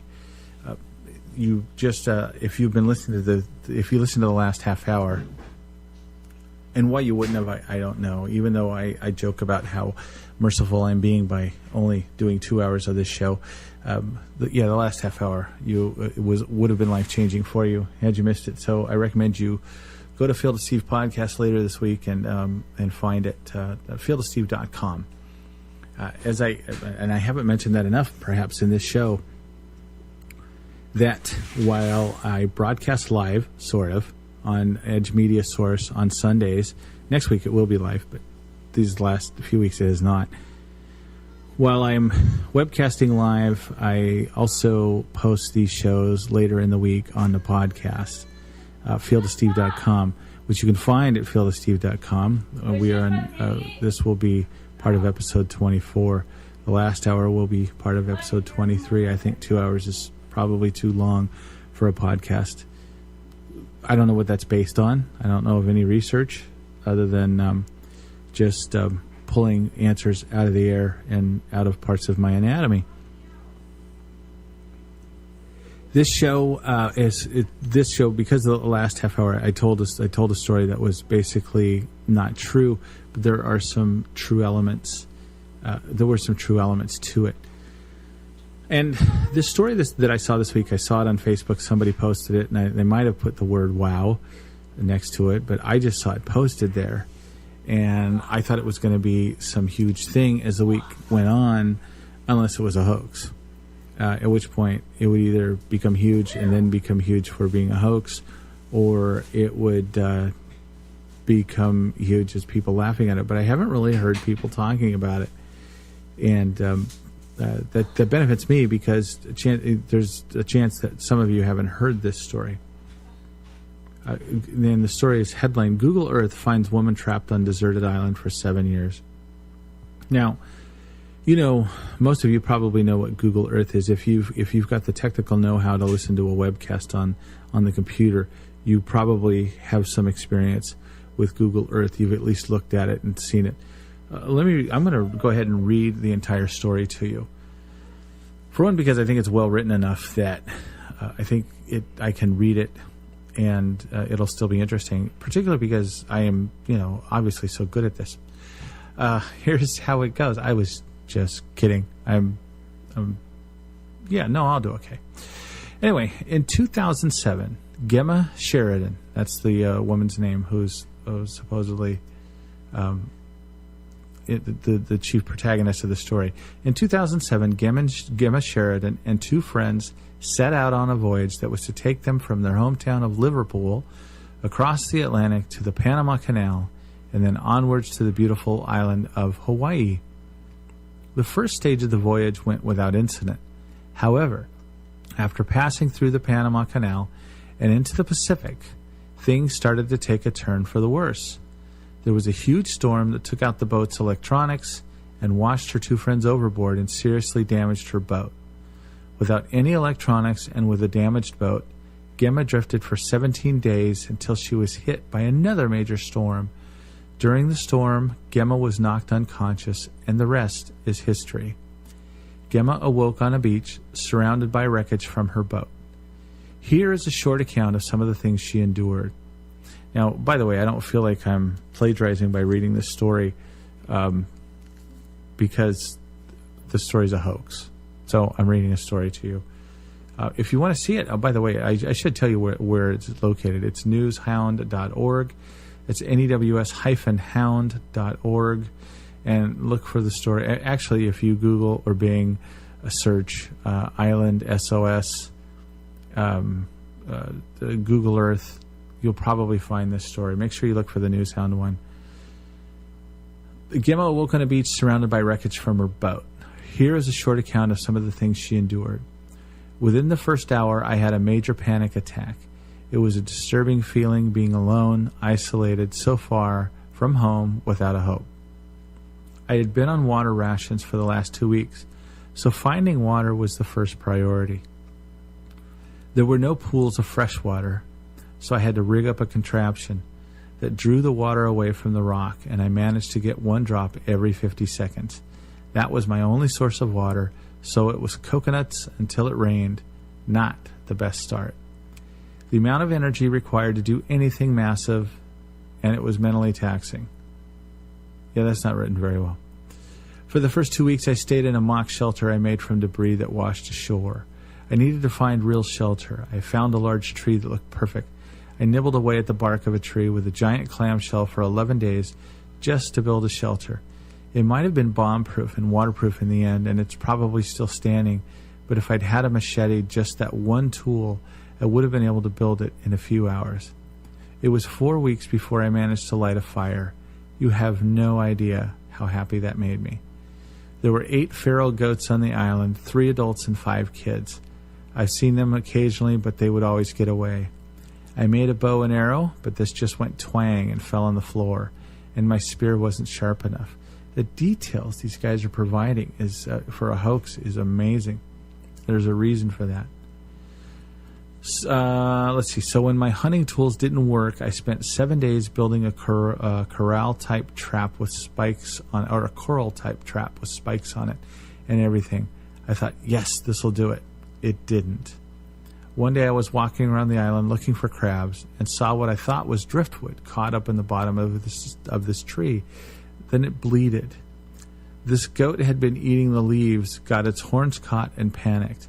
It was a massive thing, about 45 to 50 kilos, and it was meat. So I tried squeezing its windpipe, but that wouldn't do it. And then I had to bash it on the head with a clamshell. I should have done a trigger warning before this show, letting you know that there was some animal cruelty involved. It took about 15 minutes to kill. Yeah, there's more. Trigger warning there.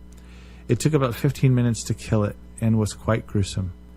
It showed me how far I was from being able to hunt, because even though it was trapped, it still took me a quarter of an hour. Fast forward a few years and everything had changed. The physical side was tough, but ultimately fine. I did a series of exercises on the beach every day, press-ups, chin-ups on a tree branch, squats with boulders on my shoulders, and shuttle runs of about 300 meters. I had managed to get to a stage when I was getting stronger. The difficulty was elsewhere. My mind was lonely, and it was beginning to dawn on me that I may never be saved.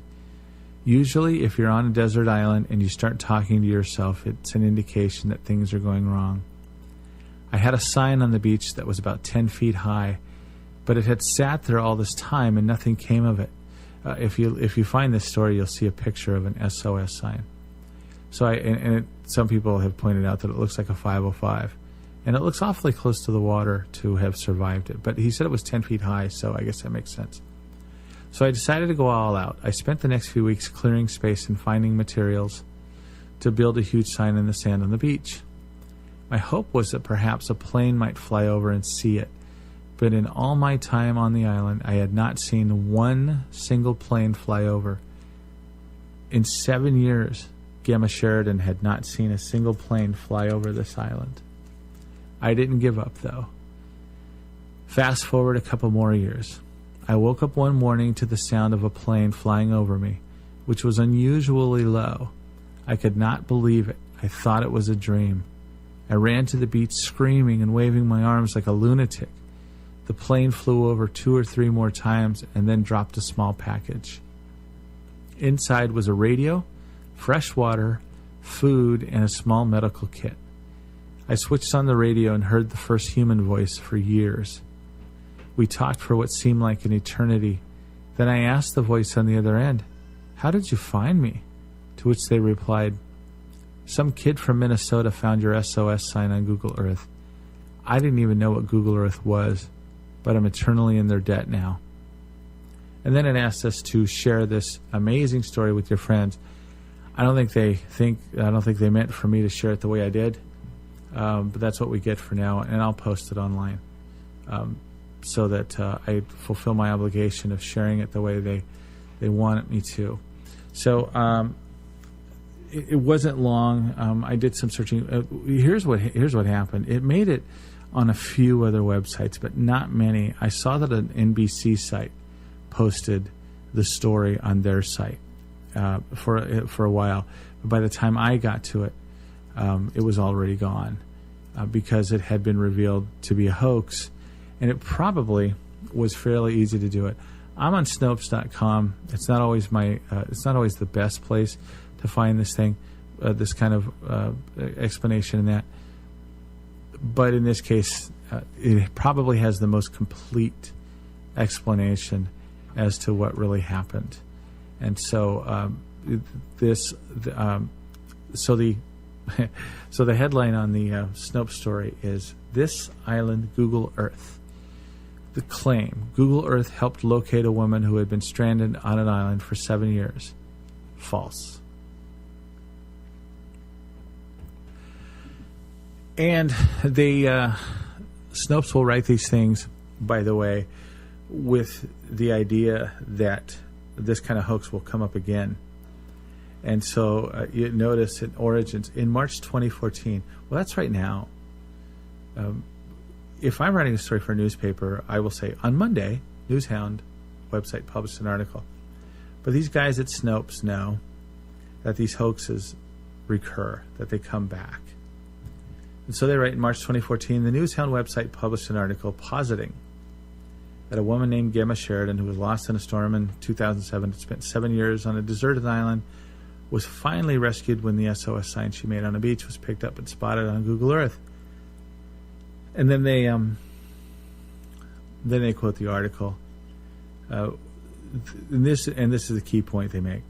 The story was easily spotted as nothing more than a hoax, however, for a variety of reasons. The first one is that Newshound is not a website at all, or it's not a news site at all. In the past, it has reproduced other hoaxes and spoofs as if they were real news. Now, if you live in Kitsap County, you know there is a site out there that also does hoaxes. And I suppose I need to be a little careful about any criticism I have. But let me just state that Luke Burbank, the host of TBTL, the show I probably quote the most on this show, felt no need to edit himself. He hates the site.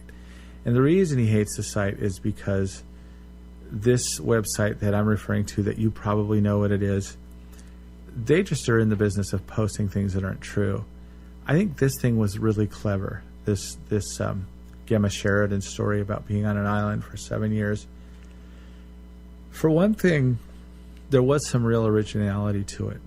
And people have an issue. As I said before, I'm not a huge fan of hoaxes. The problem with some of what goes on in this one site that we're talking about is that you get to a point where you automatically distrust everything you read on the internet. So, for example, on this one site, there was a story about the Hood Canal Bridge collapsing. This had happened years ago. It happened to the Tacoma Narrows Bridge too, but my recollection is that this story was about the Hood Canal Bridge, which geographically, of course, makes more sense to be in our site, on the site that gives hoaxes to us. When this site first started, we likened it to The Onion because the headlines, at least, were moderately funny. The stories, the genius of The Onion is that they write these headlines that are funny. They're not just wrong. You know automatically that they're wrong. Sometimes people speculate. Sometimes people think they're true, but they're easily disabused of that notion. But the genius of The Onion is that if you read the stories, those are funny too. Most of the times, I'm just reading the headlines, basically because I don't have the time to read the whole story. But if you do read the whole story, they're usually funny. A lot of people are capable of writing good headlines, writing funny headlines that introduce a concept. But to carry it out for an entire news story is a little bit challenging. And I think at first this website had that challenge, but then you kind of get hopeful. Well, they've kind of switched now to just doing more hoax things, like a big ship landing at Hansville or something along those lines. It wasn't particularly meant to be funny. And if it was meant to be funny, I'm not going to apologize for thinking it wasn't, because it wasn't funny. It was just a hoax. And these stories get, like the Juggalos were supposed to come to the Kitsap County Fairgrounds. I think that was the hoax that Burbank was introduced to, and he said, no, that's got to be from that website. So hoaxes can be great if, I don't know, if there's some originality or creativity to them. Saying that the Hood Canal Bridge collapsed, I don't think was that funny. The Juggalos thing, as was pointed out in elsewhere, could have been funny, but it wasn't carried out particularly well. So, I hope that in time that this website can become hilarious, and it's going to take some work. It's hard work to do. It's hard to be funny. Heaven knows I've tried. perhaps even in this episode, I've tried to make you laugh. And if you've listened for 2 hours or for an hour and 40 minutes and you haven't laughed yet, I'm not going to apologize. You obviously have a horrible sense of humor. You see what I did there? Okay, so Newshound is not a news site at all. It has done other hoaxes, such as a Chinese man suing his wife over giving birth to an ugly baby, Apple paying Microsoft $1 billion for a $1 billion debt in all nickels, and a planetary alignment causing gravity on Earth to be negated for 5 minutes. The other part of this is that the Newshound story was lifted from another story.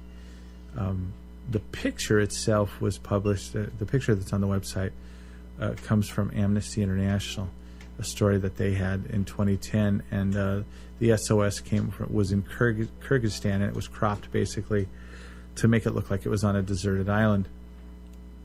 The story itself, some of the elements, actually came from a guy named Ed Stafford, who is called in this story an Amazon explorer, who survived by himself for 60 days on a remote island in the Pacific to do it for a documentary.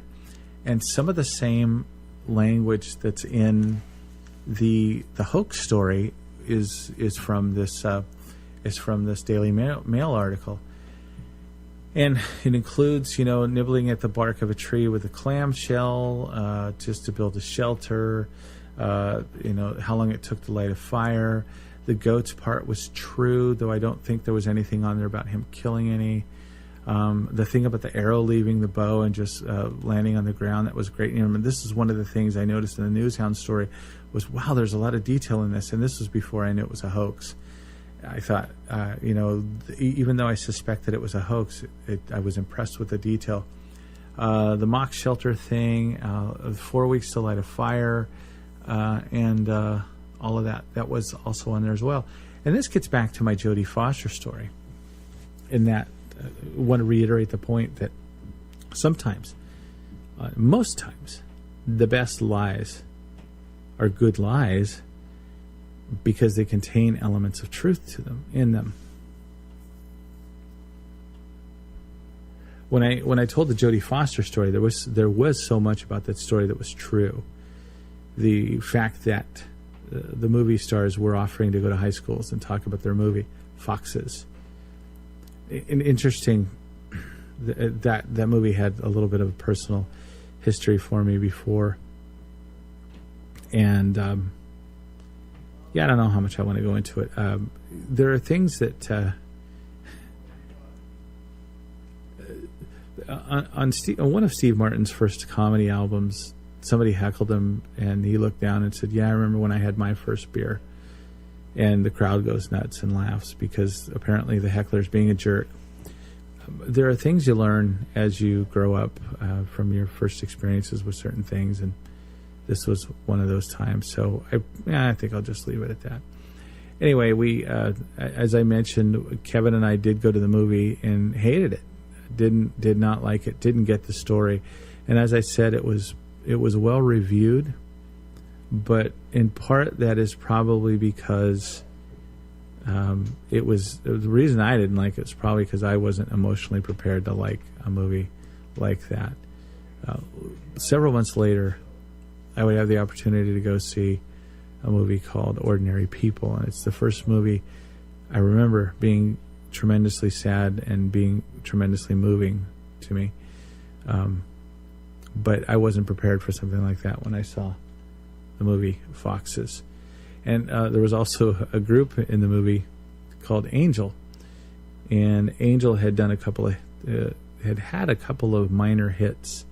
You can look them up, and one of them was "Don't Leave Me Lonely," and they had they had a really cool design on how their band logo was written on their album covers, and it was one of those things that you would doodle on your if you knew who Angel was, which most of my friends didn't. I mean, Angel was not that big a deal, but in the movie, I think they were playing in the Forum, the fabulous Forum.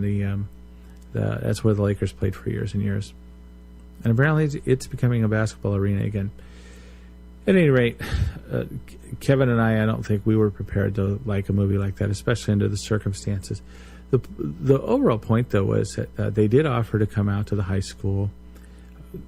We had talked to our ASB advisor about going on dates with these girls, with these women, and nothing. And obviously, we knew in our heads that it wasn't going to be anything serious. Though it was, we'd be lucky to have lunch with them. And that incident, though, kind of came and went, and as it would. In the story of Stan knew Shauna Van Wagenen.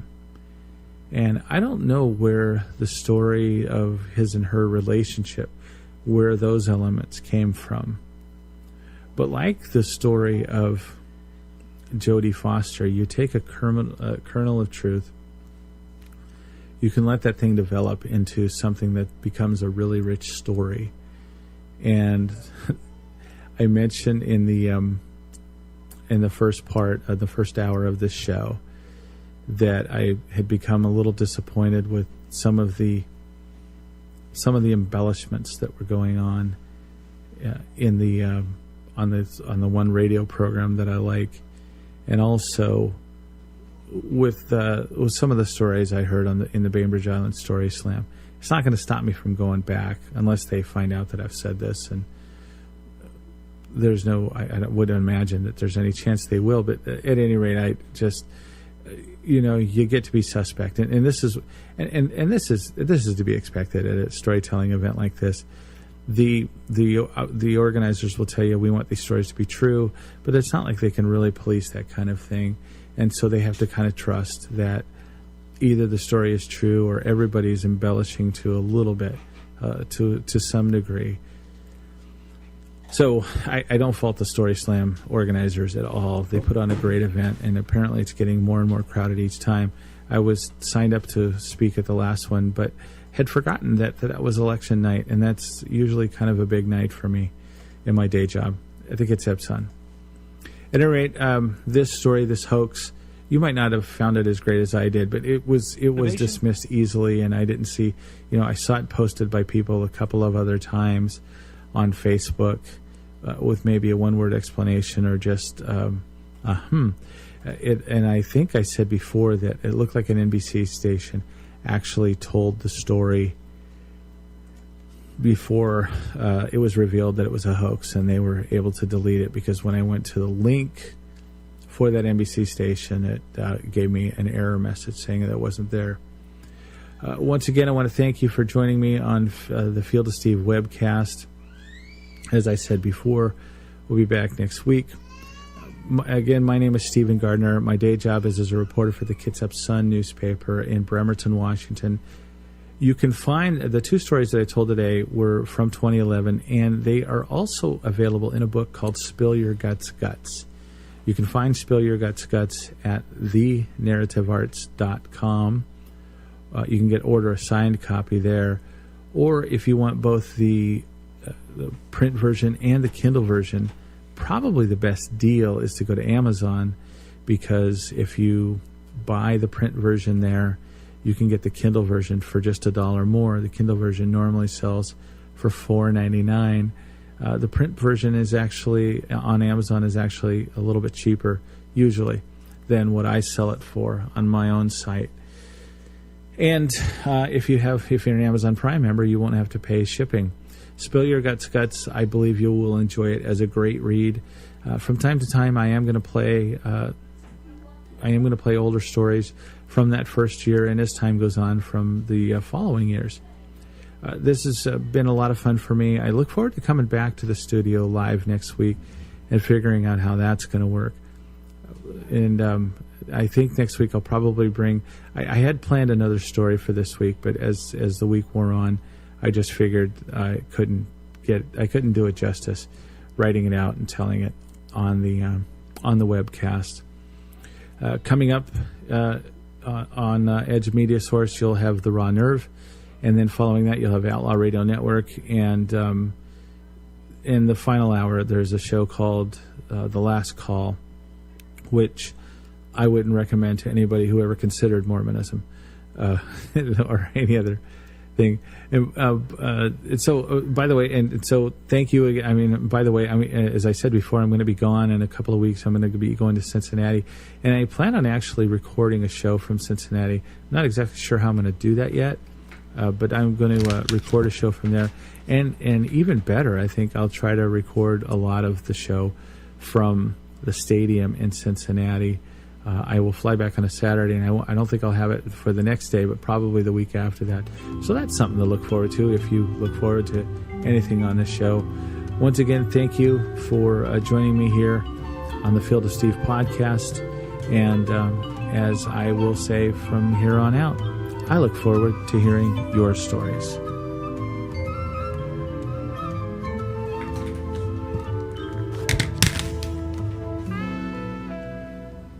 The Home Buyers Association of Kitsap County is an association of professional builders, subcontractors, service providers, and purveyors representing the home building industry. For more than 50 years, the Home Builders Association of Kitsap County has provided information, education, and services that promote the health and welfare of the home building industry. As leaders of the industry, the Home Builders Association of Kitsap County fosters safe, affordable housing and addresses issues affecting our industry. To find out more, visit them online at kitsap.hba.com.